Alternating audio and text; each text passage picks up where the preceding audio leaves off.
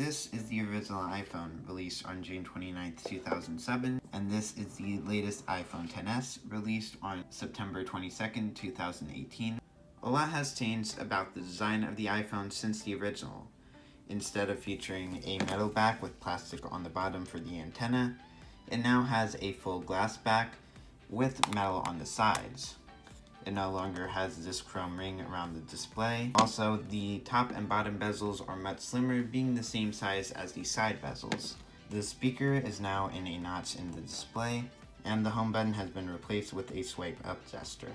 The volume buttons on the side are similar, although the sleep wake button has been moved from the top to the side and made bigger.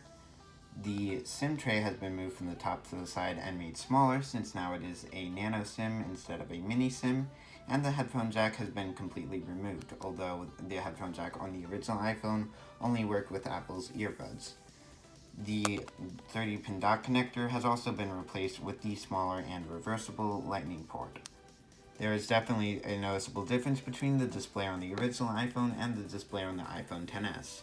It has gone from a TN LCD panel to an OLED panel, which had much deeper blacks than the original iPhone, as well as much more vivid colors. Here are some solid colors on the iPhone XS compared to the original iPhone, and they are definitely much more vivid on the iPhone XS.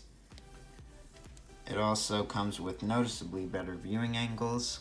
Here are both of the displays on max brightness, and you can clearly see that the iPhone XS gets much brighter than the original iPhone, and that is most clearly noticeable on mostly white screens.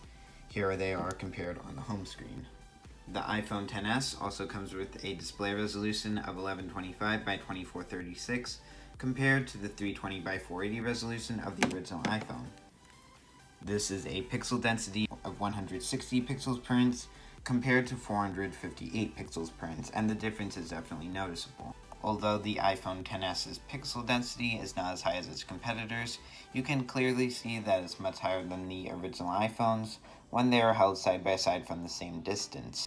The biggest change may be in the camera.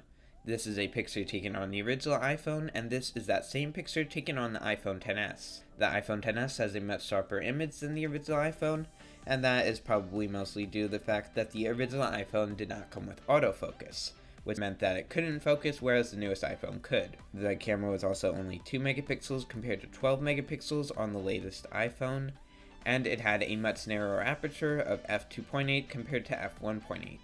A number of other new features have come to the camera, such as a back illuminated sensor, image stabilization, better image processing, and a much wider field of view. All of these pictures were taken from the same position on the original iPhone and the newest one. The original iPhone also did not have video or a camera flash. Another major change that's been made to the iPhone is the internal processor. The original iPhone came with a 412 MHz single-core processor, while the latest iPhone comes with the 2.49 GHz hexa-core Apple A12 Bionic. The Apple A12 Bionic comes with 2 high-speed cores, as well as 4 efficiency cores for lower power consumption. It is also 64 bits, while the original iPhone came with a 32-bit processor.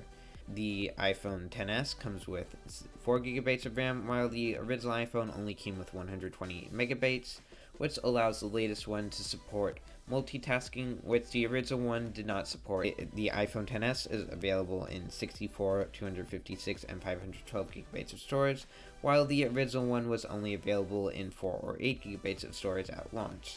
Apple later discontinued the 4 gigabyte variant and introduced a 16 gigabyte variant.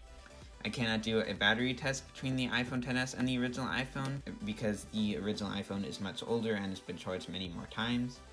However, I can give the battery capacities and give the numbers provided by Apple here. I have a video coming up going through all of the models of the iPhone as well as all the different versions of iOS, so subscribe for that. And thank you for watching, and I'll see you next time.